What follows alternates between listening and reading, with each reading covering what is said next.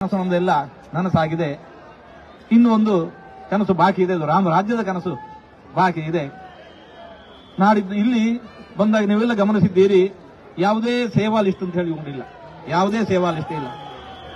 ರಾಮದೇವರಿಗೆ ನಾವು ಏನು ಸೇವೆ ಸಲ್ಲಿಸಬಹುದು ಅಂತ ಹೇಳಿಕೊಂಡು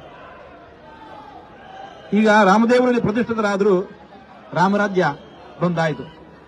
ರಾಮನಿಗೊಂದು ಮನೆ ಆಯಿತು, ರಾಮರಾಜ್ಯದಲ್ಲಿ ಇನ್ಯಾರಿಗೋ ಒಬ್ಬನಿಗೆ ಮನೆ ಇಲ್ಲಂತೆ ಅನ್ನುವ ಮಾತು ಕೇಳಿ ಬರಬಾರದು. ಹಾಗಾಗಿ ಯಾರು ನಾವು ಅನುಕೂಲಸ್ಥರಿದ್ದೇವೆ, ನಮ್ಮ ಫ್ಯಾಮಿಲಿಯಿಂದ ಹೊರಗೆ ಯಾರು ಕಷ್ಟದಲ್ಲಿದ್ದಾರೆ, ಸುಮಾರು ಒಂದು 6-7 ಲಕ್ಷ 10 ಲಕ್ಷದೊಳಗೆ ಸುಂದರವಾಗಿರತಕ್ಕಂಥ ಪುಟ್ಟ ಮನೆ ನಿರ್ಮಾಣ ಮಾಡಿ ಕೊಡೋದಾಗತ್ತೆ. ಇವತ್ತು ಹಾಗೆ ನಾವು ಅವರು ಯಾರು ನಮ್ಮ ಮನೆಯ ಆಳೇ ಇರಬಹುದು, ನಮ್ಮ ಕಂಪನಿಯ ಒಬ್ಬ ವರ್ಕರ್ ಇರಬಹುದು, ನಮ್ಮ ಡ್ರೈವರ್ ಇರಬಹುದು, ಯಾರು ಇರಬಹುದು, ಅಂತಹವರಿಗೆ ನಾವು ಈ ರೀತಿಯಾಗಿ ನೆರವಾದೆವು ಅಂತಂದ್ರೆ ಇಲ್ಲಿ ಬಂದಾಗ ದೇವರಿಗೆ ನಾವು ಸಮರ್ಪಣೆ ಮಾಡಿ, ದೇವರೇ ನಿನ್ನ ಹೆಸರಲ್ಲಿ ಇಂತಹ ಒಂದು ಸೇವೆ ಮಾಡಿದ್ದೇನೆ, ಅದು ನಿನಗೆ ಅರ್ಪಿತ. ಹೀಗೆ ಮಾಡಿದರೆ ಇದು ರಾಮದೇವರಿಗೆ ದೊಡ್ಡ ಸೇವೆ.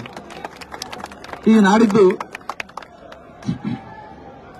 ಬ್ರಹ್ಮಕಲಶಾಭಿಷೇಕ ಇದೆ, ಸಹಸ್ರ ಕಲಶಾಭಿಷೇಕ ಇದೆ.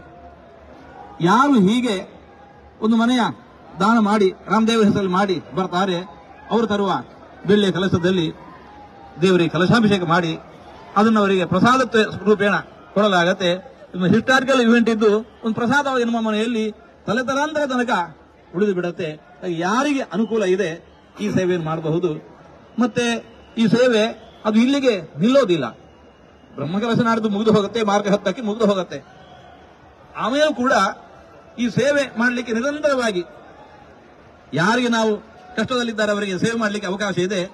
ಅಂತಹವರು ಇಲ್ಲಿ ಬಂದು ರಾಮತಾರಕ ಮಂತ್ರ ಯಾಗ ಮಾಡಿ